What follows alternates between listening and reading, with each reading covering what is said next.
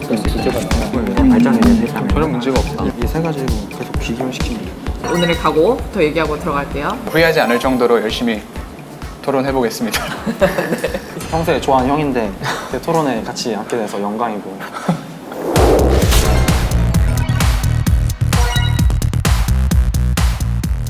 찬성팀 먼저 시작할게요. 저희는 말씀드린 것처럼 다오 하드포크 했었어야 했나, 전 찬성이라고 생각하는 게 혼란스러웠어요. 그때 당시 이더리움 상황이.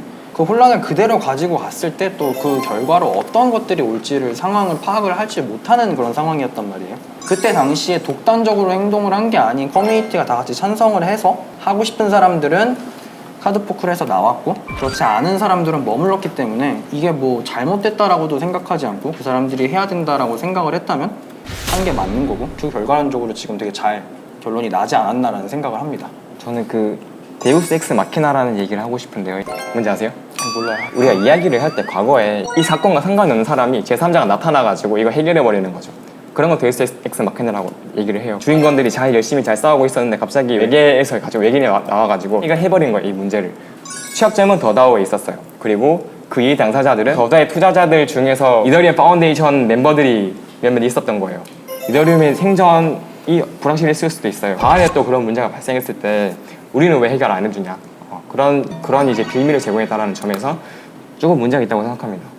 굉장히 이상주의적으로 굉장히 좋은 얘기 많이 해주셨는데요. 이더리움이 추구하던 탈중앙성의 가치와 여러 가지 가치들이 추종을 하던 때였는데, 그 당시 그 더다오 사건이 이더리움 한두 개가 털린 일이 아니었어요. 이더리움 생태계에 충분히 영향을 미칠 만큼, 초기 이더리움 생태계가 붕괴할 만큼 충분히 많은 양의 이더리움이 탈취가 됐다고 생각을 하거든요. 생존을 이어나가기 위해서 선택한 어쩔 수 없는 선택이라고 저는 하드포크가 올바랐다고 생각을 합니다. 결과적으로 어땠는지에 대한 측정이 좀 어려울 거라고 생각을 합니다. 이더리움은 단순히 이더리움의 그 액면가를 지키기 위해서 생존 전략을 선택한 거라고 볼 수 있는데, 51% 어택이란 거를 스스로의 체인을 공격함으로써 그 블록체인 기술 전반적으로 잡혀있던 카마토 컨센서스의 가정을 뒤집는 것을 보여주는 사례가 됨으로써 블록체인 전체적으로 통용되던 어떤 큰 가정을 뒤집는 관례를 보여줌으로써 많은 사람들에게 피해를 줄 수 있는 그런 상황이었다고 생각을 합니다.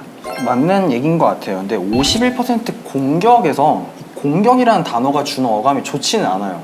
외부에서 나한테 피해를 주려고 작정해가지고 들어오면 공격이 되거든요. 논의가 되는 것처럼 다오 해킹 사건으로 인해서 이더리움 자체가 망할 수가 있었어요. 생존을 하기 위해서 스스로 갖고 있었던 정보를 롤백한 거기 때문에 공격이라는 단어는 적절치 않다라고 생각을 하고, 저는 그 소크라테스 얘기를 좀 하고 싶은데, 소크라테스가 예전에 이제 정치적으로 이제 정적들에 의해서 감옥에 갇힌 적이 있잖아요. 이때 소크라테스의 지지자들이 소크라테스한테 이거 악법입니다, 그래서 악법이니까 지켜도 지키지 않아도 됩니다, 그래서 빨리 감옥에서 나오라고 이제 감옥을 열어줬어요.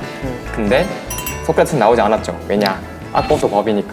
네. 이더리움 파운데이션에서 자기들이 코드 이즈 로라고 해가지고 블록체인 정의를 하고 스마트 컨트랙을 정의를 하고, 그래서 이렇게 잘 이어오고 있었고, 컨퍼메이션이라는 걸 통해 가지고 이제 우리가 오래된 블록들은 뒤바뀌지 않을 확률이 크다, 그래서 여러분들은 뭐 몇 컨펌이 지나게 되면은 이 블록에 당한 트랜잭션은 유도도 된다 라고 이제 주장을 하고 있었는데, 코드 이즈 로라고 해놓고 그걸 지키지 않았고, 프로토콜 상에서 우리는 프로토콜이 법이야라고 했는데 지키지 않았다라는 게 문제가 된다라는 거죠. 네. 소크라테스가 지금 살아있다면 소크라테스는 클래식 쪽에 붙었을 거예요. 한데 만약에 그때 그 사람들이 망했다면, 그냥 없어지고 말았다라면 그 가치가 지속될 수 있었을까요? 라는 생각을 했을 땐 그렇지 않다라고 생각을 하거든요. 글로벌 컴퓨터를 그 표방하는, 목표로 하는 이더리움이 법보다는 생존이 우선이다라는 말씀을 해주셨는데요. 글로벌 컴퓨터로서 기능하려면은 도덕적으로, 법적으로 완벽함보다는 결과의 신뢰성이 더 중요하지 않나라고 생각을 하게 됩니다.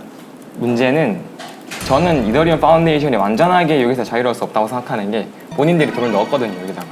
본인들의 이득을 위해서, 커뮤니티를 살리기 위해서라는 허울 좋은 명분으로 본인들의 돈을 지켰을 수도 있었다고 생각해요. 하나 더 질문을 드리고 싶은 게, 혹시 이더리움이나 비트코인 같은 퍼블릭 블록체인 플랫폼들이 그 암호화폐의 가격과 독립적으로 존재를 한다고 생각을 하시나요? 그 가격이 그 플랫폼의 미래나 플랫폼이 개발되는 거, 그 플랫폼이 이동하는 거에 전혀 영향을 못 미친다고 혹시 생각을 하시나요? 미칠 수 있죠. 시세에 따라서 시총에 따라서 커뮤니티의 크기가 커지고 작아질 수 있겠죠. 그런 의미에서 이 가격이 떨어진다고 이걸 되돌린다. 이건 가격을 떨어지기 위해서 이거 방어를 하기 위해서 되돌린 거다. 이거는 조금 무리가 있을 수 있다고 말씀을 드릴 것 같고요. 안 좋은 선례가 남은 것도 맞는 것 같아요. 혹자에게는 안 좋은 선례로서 기억될 수 있고 혹자에게는 신의 한 수라고도 할 수 있을 것 같아요. 하지만 지금으로서 봤을 때는 아주 괜찮은 저는 신의 한 수가 아니었나라는 생각을 합니다. 이더리움 커뮤니티를 보면은 이 당시에 레딧에 굉장히 이 하드포크 하겠다라는 거를 반대하는 글이 많이 올라왔었어요. 그 커뮤니티가 양분됐던 거죠. 이 뒤에 해킹 사건 몇 번 더 있었잖아요. 근데 이때는 사람들이 하드포크를 안 했어요. 제가 봤을 때 안 한 이유는 돈 때문이에요. 커뮤니티가 하드포크를 하지 않았으면 망했을 수도 있다라는 거는 그럴 수 있겠지만은 어디까지나. 예. 네, 제가 하나 둘 셋 하면 의사를 표현해 주시면 되겠습니다. 하나 둘 셋.